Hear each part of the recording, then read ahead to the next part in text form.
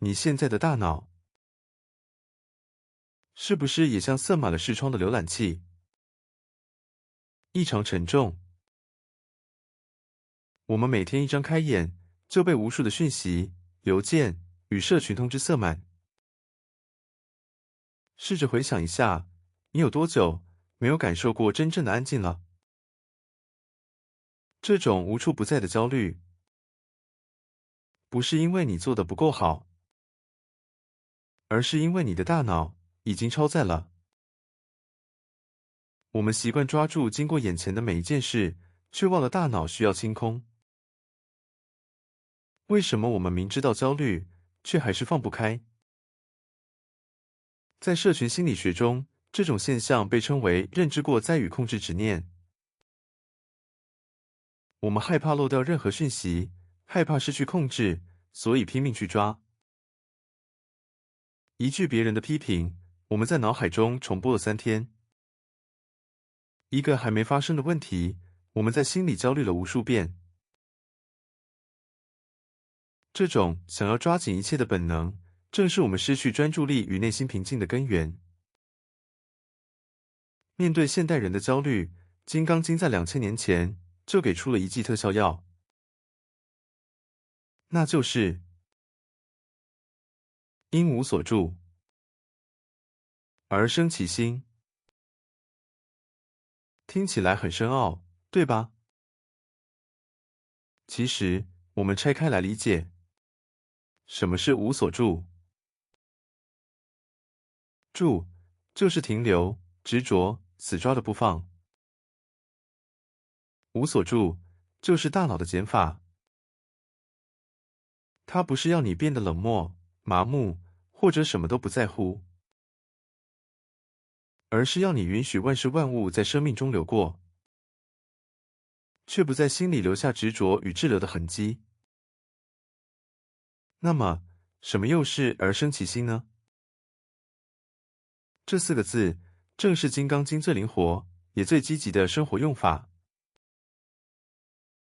无所住是教你放下，而生其心，则是教你在放下执念之后，依然要温暖、积极、充满创造力的去生活。如果只学会放下，我们可能会变得消极避世。但而生其心告诉我们，当你工作时，你全然、热情地投入眼前的事，这就是生其心。但你不在乎别人对这份工作的评论与回报，这就是无所住。当你爱一个人时，你全心全意的去陪伴，这就是生其心。但你不要试图去限制他、拥有他，这就是无所住。这不是消极，而是最纯粹、最没有精神内耗的饱满生命力。禅宗里有一个非常美丽的意象，完美融合了这两者的关系，叫做厌度寒潭。厌度寒潭，雁去而潭不留影。天空中的大雁飞过冰冷的潭水，潭水倒映出大雁的身影。在飞过的那一刻，潭水用最清晰的状态去呈现大雁，这就是生其心。但当大雁飞走之后，潭水不会去强留它的影子，重回一片寂静，这就是无所住。我们的念头和情绪，就像那只大雁，而我们的心，就是那座寒潭。允许生活发生，饱满地去经历，但不要在心里强留它的影子。要在高压的现代生活中实践这份智慧，你可以从这3个简单的练习开始。第一，给思绪贴标签。当焦虑来临时，在心里对自己说：“哦，这只是个焦虑的念头。”然后看着它像云一样飘走。第二，用呼吸做锚定。每当觉得混乱，做3次深呼吸，把注意力带回一吸一呼之间。第三，主动的数位断食。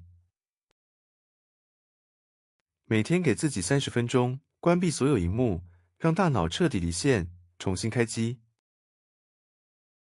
当你学会这套用法，在最重要的事情上身心，在无关紧要的内耗中无助时，你会发现惊人的变化。你并不会变得平庸，或是失去竞争力。相反的，因为你不再把能量浪费在执着和焦虑上，你的专注力会变得无比纯粹、高效。你会发现，你可以全然的享受当下的那一杯茶，全然的投入眼前的工作。当你什么都不抓紧时，你反而拥有了最饱满的专注力。允许一切流过，但不转身向他挥手。热情的去创造，却不在得失中沉沦。这是一场一辈子的修炼，也是大脑最温柔的断舍离。谢谢你陪伴我度过这安静的8分钟。如果这段影片曾带给你一丝平静，欢迎分享给身边也感到疲惫的朋友。订阅频道，按下喜欢，开启小铃铛。让我们在喧嚣的世界里继续一起练习，找回澄澈的心。